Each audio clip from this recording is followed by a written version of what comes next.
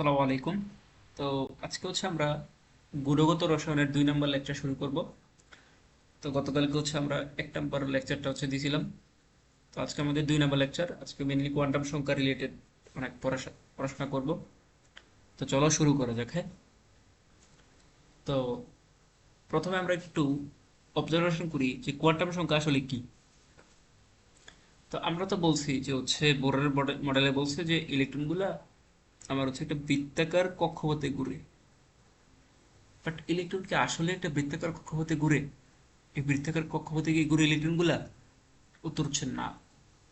ইলেকট্রনগুলা এই কক্ষপথের ভিতরেই থাকে, বাট এর পথ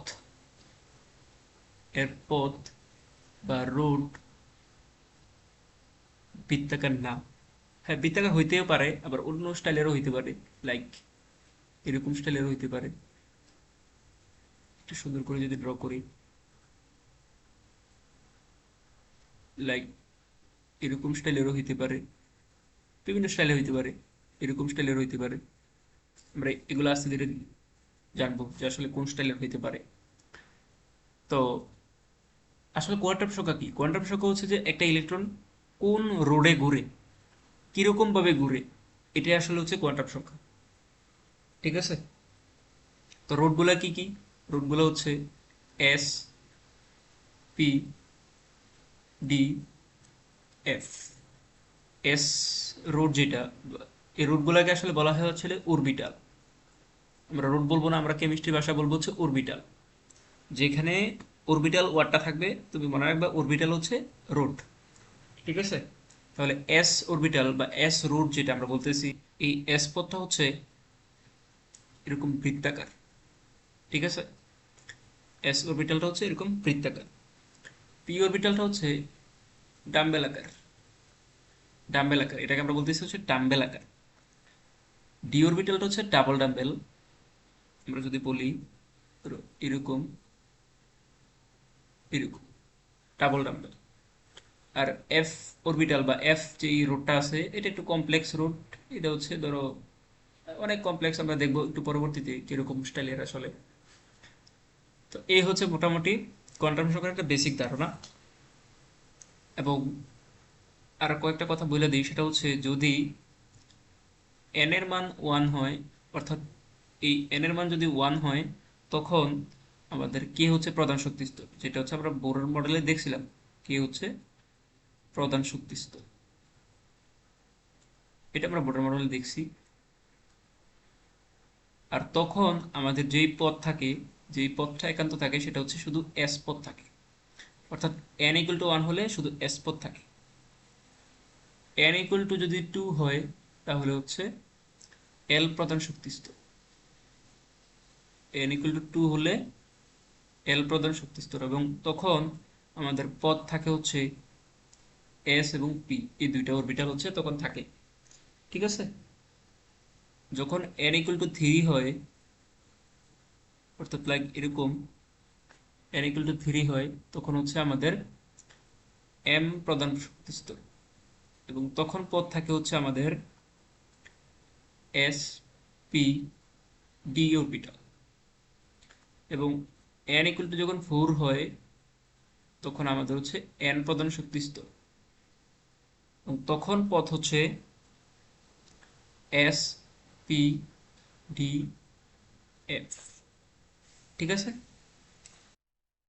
ওকে, একটু ক্লিয়ার। এবার আমরা এই পদগুলোকে নিয়ে একটু ডিটেলসে কথা বলি। এই অরবিটাল গুলোকে নিয়ে আমরা একটু ডিটেলসে পড়াশোনা করব। ওকে? তো এই পি অরবিটাল আসলে তিনটা অরবিটালের, মানে তিনটা অরবিটাল, পি অরবিটাল সেট আসলে তিনটা অরবিটালের সমন্বয়ে গঠিত। একটা ধরো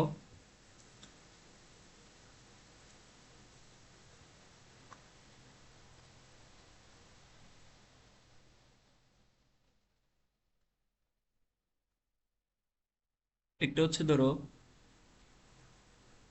এটাকে যদি আমি এক্স অক্ষ ধরি, এটাকে যদি আমি ওয়াই অক্ষ ধরি, এবং এটাকে যদি আমি জেড অক্ষ ধরি, তাহলে এটা P of x. P x. ঠিক আছে? আচ্ছা,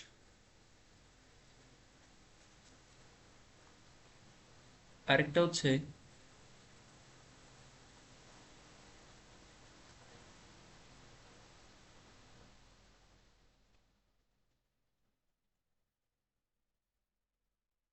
এটাকে যদি আমি ওয়াই অক্ষ ধরি, এটাকে যদি এক্স অক্ষ ধরি, এটাকে যদি জেড অক্ষ ধরি, তাহলে এটা হচ্ছে পি অফ ওয়াই।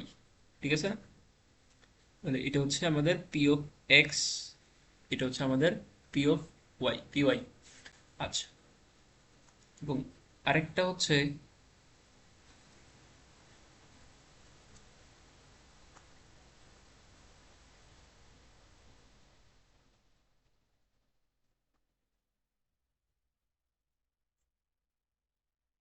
এটাকে আমরা জেড অক্ষ ধরলাম, এক্স ওয়াই, তাহলে এটা হচ্ছে আমাদের পি অফ জেড, মানে পি জেড। ঠিক আছে, P Z orbital, P Z orbital. তাহলে এটা হচ্ছে তিনটা হচ্ছে আমাদের পি অরবিটালের অন্তর্গত। ঠিক আছে, এই তিনটা হচ্ছে আমাদের পি অরবিটালের অন্তর্গত। গেল পি অরবিটাল, অর্থাৎ ইলেকট্রন এক্স অক্ষ বরাবর এই স্টাইলে ঘুরতে পারে, অথবা ওয়াই অক্ষ বরাবর এই স্টাইলে ঘুরতে পারে, অথবা জেড অক্ষ বরাবর এরকম ভাবে ঘুরতে পারে। একটা ইলেকট্রন ঘুরতেই পারে পি অরবিটালে। এবার আমরা দেখবো হচ্ছে ডি অরবিটাল। ডি অরবিটালে আসলে হচ্ছে পাঁচটা আছে, পাঁচটা অরবিটাল অন্তর্গত আছে। কিরকম পাঁচটা?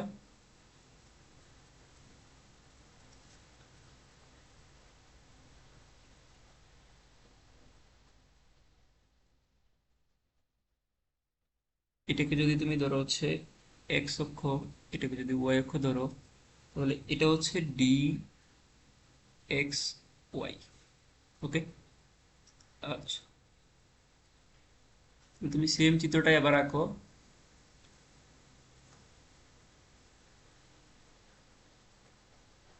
সেম চিত্রটা আঁকলাম, বাট এবার অক্ষগুলোকে যদি আমি একটু চেঞ্জ করে দিই,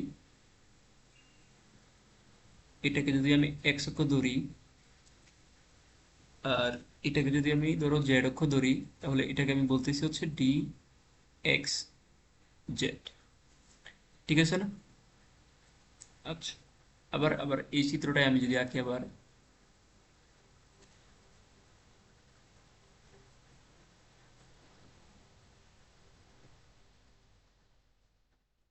এই চিত্রটা যদি আমি আবার আঁকি, এবং এটাকে যদি আমি ওয়াই অক্ষ ধরি, এবং এটাকে যদি আমি জেড অক্ষ ধরি, তাহলে এটার আমি বলতে পারি এটা হচ্ছে ডি ওয়াই জেড। ওকে, তারপরে ধরো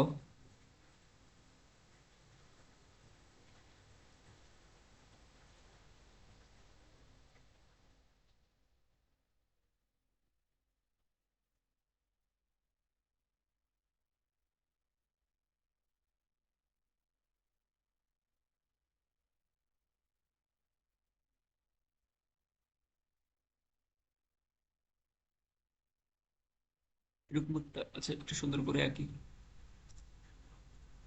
উম,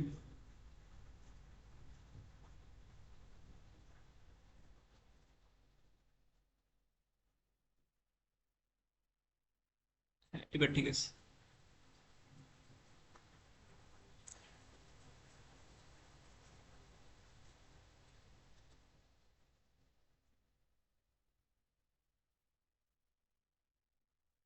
তো এটাকে যদি তুমি ধরো হচ্ছে এক্স অক্ষ, এটাকে যদি তুমি ধরো হচ্ছে ওয়াই অক্ষ, তাহলে এটার নাম হচ্ছে ডি এক্স স্কোয়ার হাইফেন, এটা not minus hyphen Y square. ঠিক আছে, ওকে। এবং সর্বশেষ যে অক্ষ, সর্বশেষ যে অরবিটাল, সেটা হচ্ছে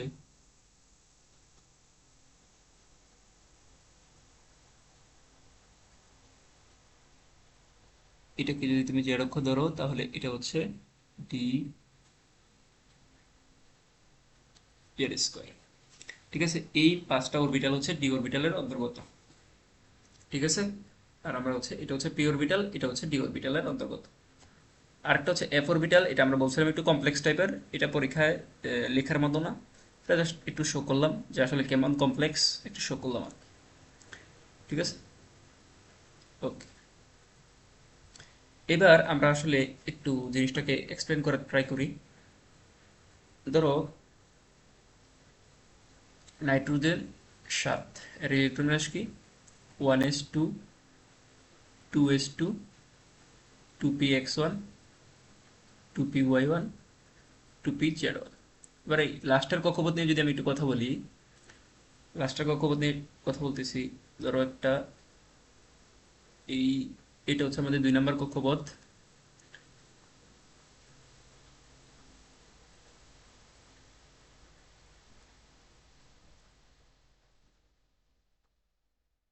তো এখানে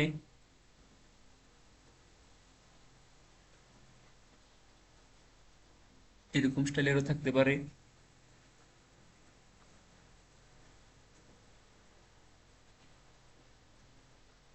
এরকম স্টাইলেরও থাকতে পারে, আবার হচ্ছে এরকম স্টাইলেরও থাকতে পারে। এখানে একটা হচ্ছে এক্স অক্ষ, একটা হচ্ছে জেড অক্ষ, আর একটা হচ্ছে ওয়াই অক্ষ। ঠিক আছে। আচ্ছা, ওকে। তো নাইট্রোজেন, নাইট্রোজেনের ক্ষেত্রে যেটা করছে যে হচ্ছে 2s2, এটা হচ্ছে আমাদের গোলাকার শেপে ঘুরতেছে। 2p(x1), এই যে একটা ইলেকট্রন আছে, এই ইলেকট্রন হচ্ছে এই এক্স অক্ষ বরাবর যে নীল কালির আমি যে শেপটা আঁকছি, এই এখানে ঘুরতেছে, ঘড়িকাঁটার দিকে ঘুরতে পারে, ঘড়িকাঁটার বিপরীত দিকে ঘুরতে পারে। 2p(y1), এই ইলেকট্রনটা হচ্ছে এই যে ওয়াই অক্ষ, এই যে সবুজ কালারের যেই শেপটা আছে, ডাম্বেলাকার শেপ, এই শেপে হচ্ছে ঘুরতেছে। আর 2pz1, এটা হচ্ছে আমাদের এই রেড কালারের যে ডাম্বেলাকার শেপ, এই শেপে ঘুরতেছে। তাহলে এই যে আমরা একটা 3D অ্যানিমেশন, 2D লেখচিত্রের, 2D বা চিত্রের সাহায্যে একটা দেখাইতে পারলাম। জিনিসটাকে একটু ফিল করে ট্রাই করো।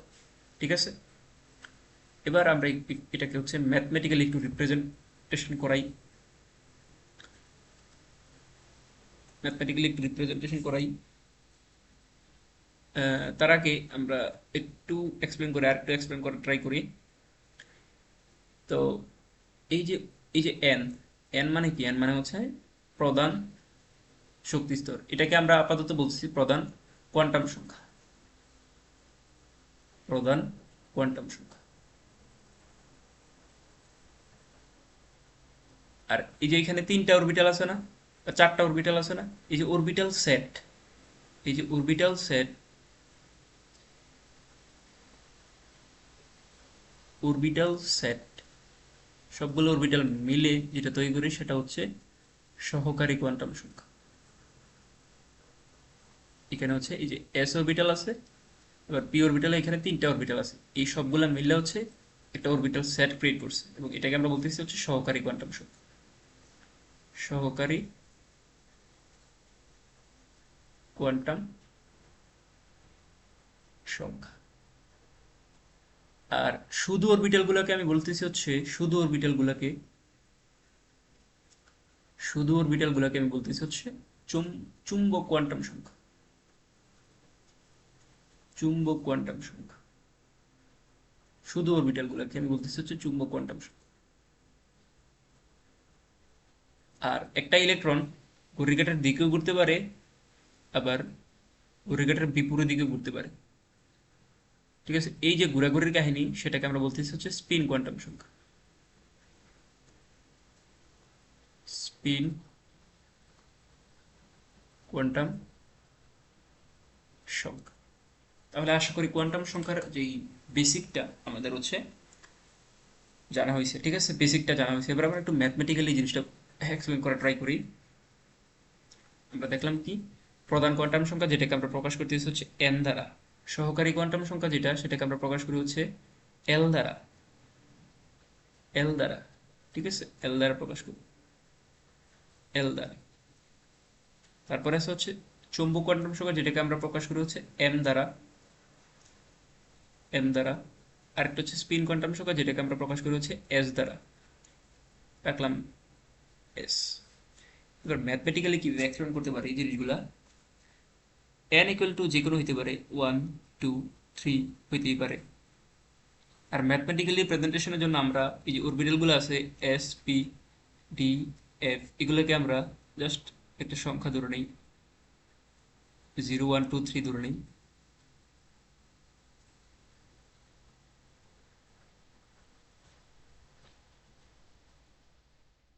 ওকে, ধরে নিলাম।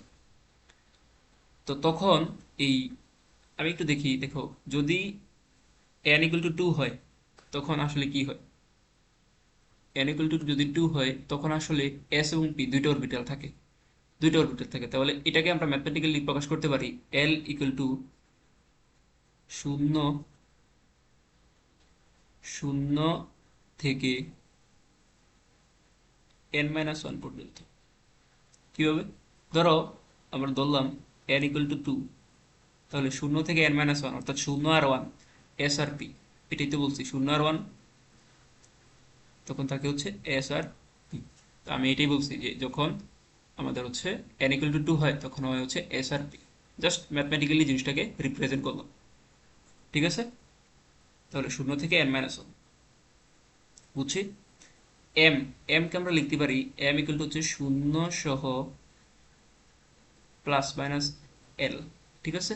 0 সহ প্লাস মাইনাস এল, অর্থাৎ ধরো এল এর মান ধরো হচ্ছে এই এল এর মান ধরো 2, তাহলে 2 যদি হয় তাহলে থাকে হচ্ছে 0 সহ প্লাস মাইনাস 2, তাহলে কি থাকে -2 -1 0 1 2। তাহলে এটা আসলে 2 এর ক্ষেত্রে কি ডি এর বেলায় না? তাহলে আমি বলছিলাম না ডি এর বেলায় 5টা অরবিটাল, এই যে ডি এর বেলায় 5টা অরবিটাল, তাহলে এখানে আমাদের এই ডি এর বেলায় এই যে 5টা অরবিটাল, কি কি? ডি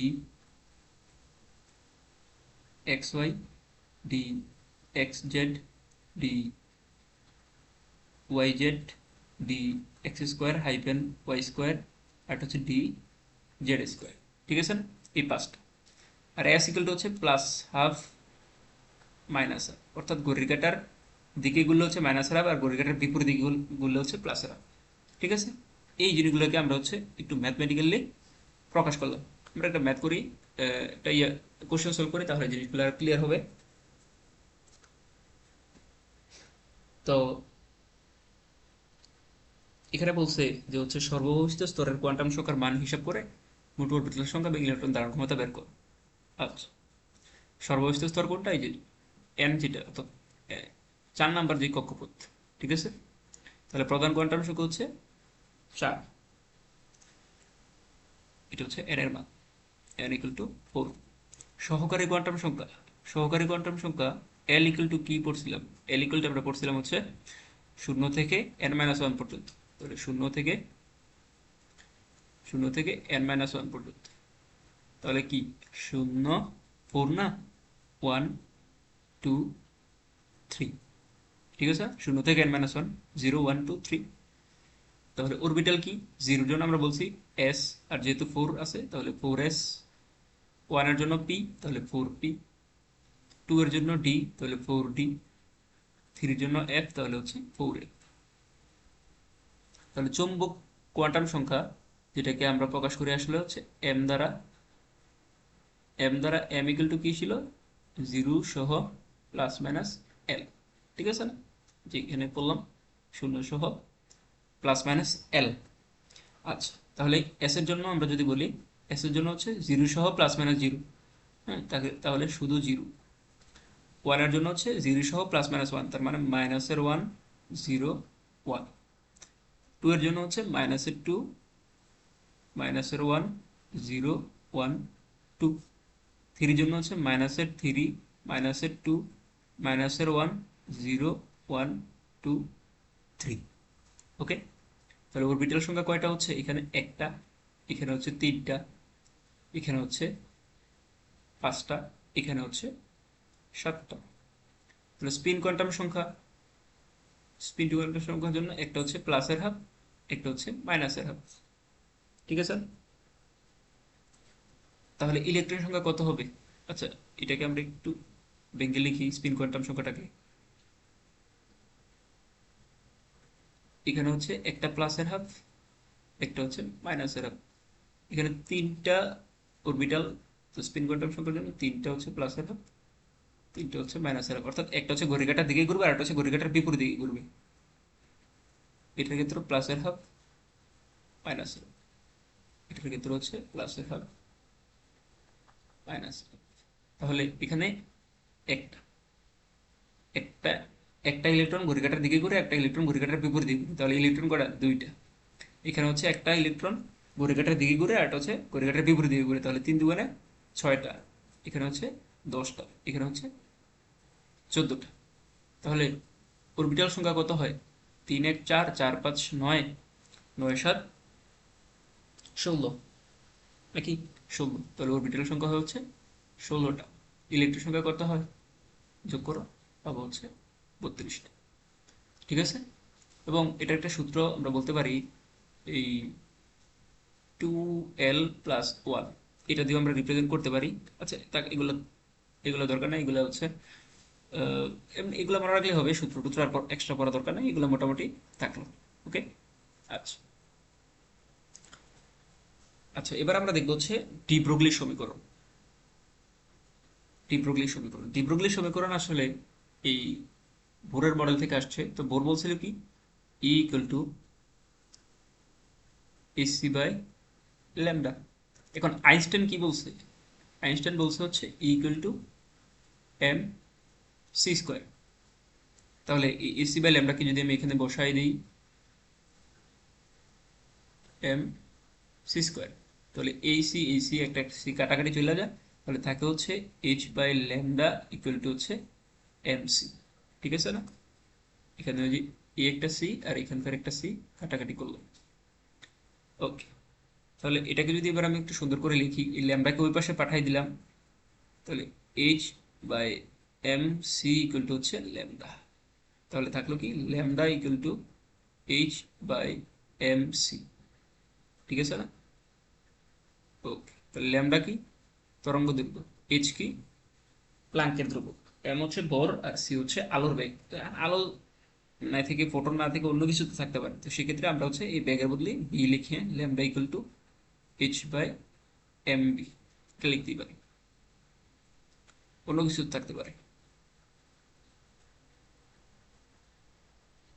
ওকে, এখন এই ল্যামডা কি? ল্যামডা হচ্ছে তরঙ্গ দৈর্ঘ্য।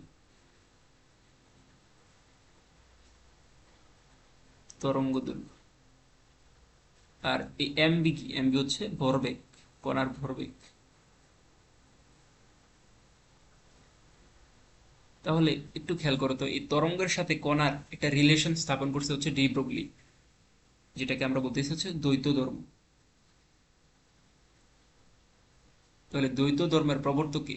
দ্বৈত ধর্মের প্রবর্তক হচ্ছে ডি ব্রগলি। এটা এমসিকিউতে আসতে পারে, ঠিক আছে? কতে আসতে পারে যে দ্বৈত ধর্মের প্রবর্তক কে? De Broglie. কিভাবে? তরঙ্গের সাথে সে হচ্ছে কণার একটা কানেকশন ঘটাই দিছে। ঠিক আছে না? তো এটা মনে রাখার টেকনিক হচ্ছে এই যে ডি মানে কি? ডি মানে দুই, দ্বৈত মানে দুই। এটা এবার মনে রাখা যায়, তুমি মনে রাখতে পারো। ঠিক আছে, এমসিকিউতে বেশ কাজে দিবে। ওকে, আচ্ছা। এবার ম্যাথ একটা করি। বলছে একটা হিলিয়াম পরমাণুর ভর হচ্ছে এত, অর্থাৎ এখানে হচ্ছে এম এর মান দেওয়া আছে, আর এখানে হচ্ছে ব্যাগের মান দেওয়া আছে। আমাকে বলছে তরঙ্গ দৈর্ঘ্য ল্যামডা কত। খুবই সিম্পল, ল্যামডা ইকুয়াল টু কি? H by M V. M গ্রামে এককে দেওয়া, ব্যাগ সেন্টিমিটার পার সেকেন্ড এককে দেওয়া, অর্থাৎ সিজিএস এককে দেওয়া এগুলা। তাহলে এইচ এর মান কত? 6.626 ইন্টু হচ্ছে 10^34 জোল সেকেন্ড, এটা আমরা জানতাম। এখন জোল তো সিজিএস না, জোল হচ্ছে এসআই একক।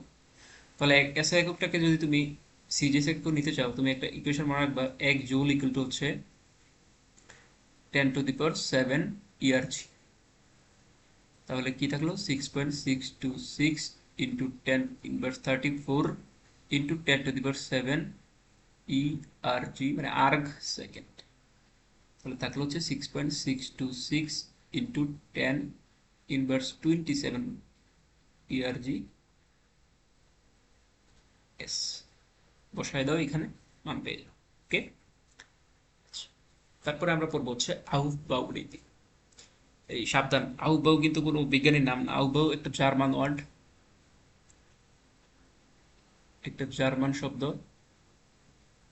যার অর্থ হচ্ছে বিল্ডিং আপ। বিল্ডিং আপ অর্থাৎ, বিল্ডিং আপ শব্দটার মানে বোঝায় আসলে নিচ থেকে উপরে, অর্থাৎ ইলেকট্রনগুলো শক্তির ক্রমানুসারে প্রবেশ করবে, নিচ থেকে উপরে যাবে। ঠিক আছে? তো নিচ থেকে উপরে কে নিচ কে উপরে, এটা দাঁড়িপাল্লা হচ্ছে n প্লাস এল এর মান। যেমন ধরো আমি লিখলাম 3p, তাহলে এখানে n প্লাস এল এর মান কত? n কত? n হচ্ছে 3, এল কত? p এর জন্য এল কত? p এর জন্য এল কত? এই যে p এর জন্য এল আমরা বলছি হচ্ছে 1, তাহলে p এর জন্য হচ্ছে 1, তাহলে 3p এর জন্য হয় 3 প্লাস 1, তো n প্লাস এল এর মান আসে হচ্ছে 4। ওকে, 3p এর জন্য হচ্ছে 4, 4 আসে, 4 আসে, খুবই ভালো কথা। আমরা যদি আরেকটু বলি, ধরো 3d এর জন্য যদি বলি n plus L equal to হয় হচ্ছে n হচ্ছে 3, এল হচ্ছে 2, তাহলে আসে হচ্ছে 5, 5। ওকে, 5।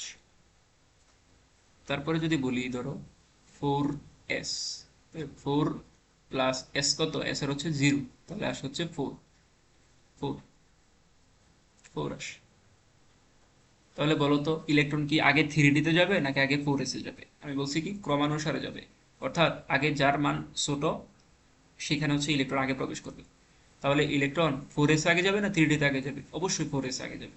তো একটা কোশ্চেন আসে, সেটা হচ্ছে পটাশিয়ামের 19তম ইলেকট্রনগুলা, 19তম ইলেকট্রন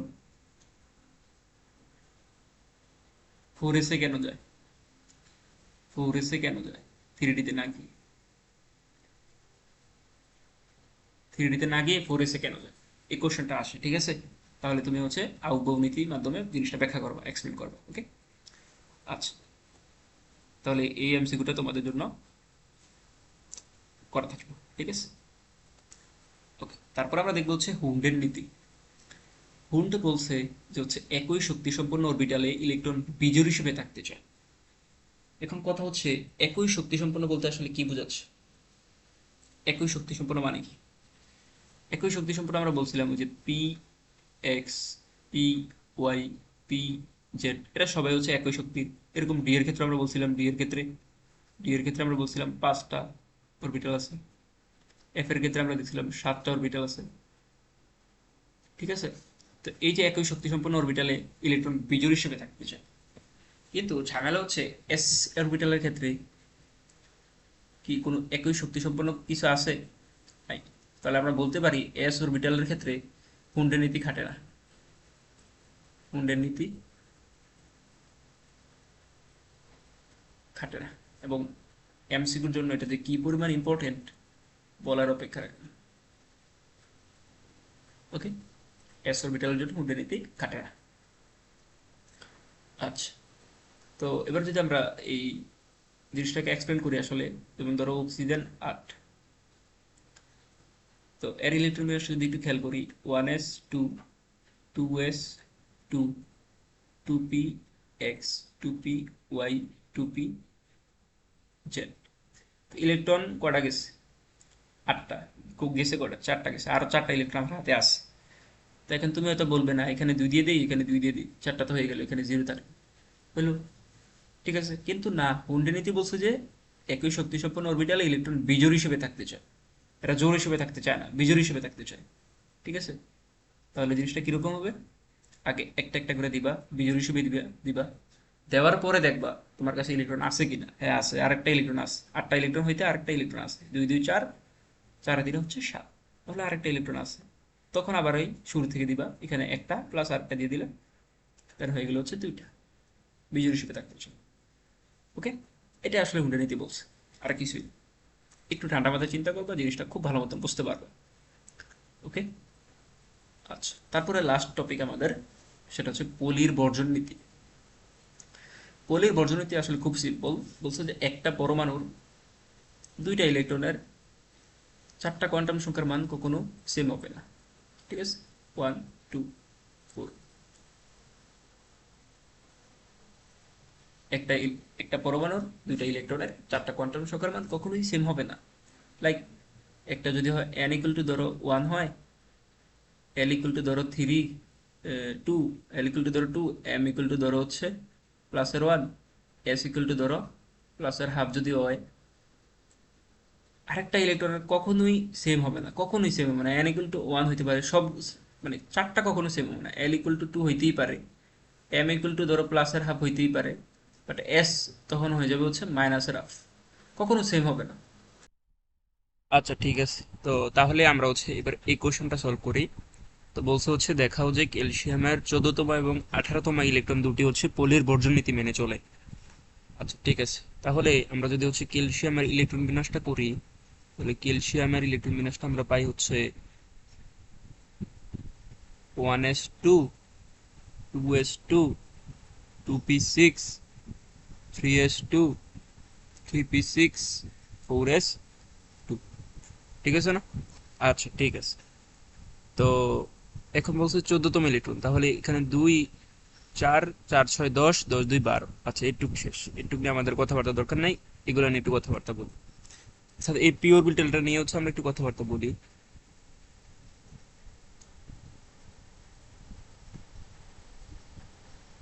ঠিক আছে, তাহলে এখানে হচ্ছে 12টা ইলেকট্রন গেল। তো তারপরে আমার হচ্ছে এখানে 13টা ইলেকট্রন, এখানে হচ্ছে 14টা ইলেকট্রন, একটা একটা করে দিব কেন, কারণ হচ্ছে হুন্ডের নিয়ম। হুন্ডের নিয়মে কি বলছে যে ইলেকট্রনগুলো হচ্ছে বিজোড় হিসেবে থাকতে চায়। আচ্ছা ঠিক আছে, তাহলে এটা হচ্ছে আমাদের হচ্ছে 14তম ইলেকট্রন। এবং আমরা যদি হচ্ছে ওই যে ম্যাথমেটিক্যালি যে এক্সপ্রেশনটা দিয়েছিলাম সেখানে হচ্ছে এটাকে আমরা যদি মাইনাসের 1 ধরি, এটা হচ্ছে 0, এটা হচ্ছে 1। অর্থাৎ পি এর জন্য এল এর মান কি হয়, এল এর মান হয় হচ্ছে, সরি এম এর মান কি হয়, পি এর জন্য এম এর মান হয় হচ্ছে 0 সহ প্লাস মাইনাস এল, অর্থাৎ 0 সহ প্লাস মাইনাস 1, তাই না? তাহলে হচ্ছে মাইনাসের 1, 0, 1। এটা আমরা গত স্লাইডে দেখাইছিলাম, গত স্লাইডগুলোতে দেখাইছি এগুলো, ঠিক আছে? আচ্ছা ঠিক আছে, তাহলে এখানে হচ্ছে এই কি থাকতেছে, এন ইকুয়াল টু কত, এন ইকুয়াল টু হচ্ছে 3, 3, এন ইকুয়াল টু হচ্ছে 3। এটা কিসের জন্য, 14তম ইলেকট্রনের জন্য। এল ইকুয়াল টু কত আসতেছে, এল ইকুয়াল টু আসতেছে হচ্ছে এই পি, পি এর জন্য এল কত হয়, পি এর জন্য এল হয় হচ্ছে 1, তাহলে হচ্ছে 1 দিলাম। এম কত হয়, এম ইকুয়াল টু হয় হচ্ছে 0। এটা কিন্তু এখানে হচ্ছে 14তম ইলেকট্রন। আর এস ইকুয়াল টু হয় হচ্ছে প্লাসের হাফ। ঠিক আছে? আচ্ছা তারপরে কি হয়েছিল, 18তম ইলেকট্রনের জন্য বলছিল না, তাহলে এখানে হচ্ছে 15, তারপরে 16, 17, এই হচ্ছে 18, এই যে এটা হচ্ছে 18। ঠিক আছে, তাহলে এন ইকুয়াল টু কত, N equal to 3, L equal to কত, এল ইকুয়াল টু হচ্ছে পি এর জন্য হচ্ছে এল হয় হচ্ছে 1, আর এম ইকুয়াল টু কত হইতেছে, এম ইকুয়াল টু হইতেছে হচ্ছে 1, আর এস ইকুয়াল টু কত হইতেছে, এই যে এইটা না, এইটা, তাহলে উল্টাটা অর্থাৎ মাইনাস। ওকে, তাহলে এই ছিল হচ্ছে আমাদের আজকের ভিডিও। টাটা।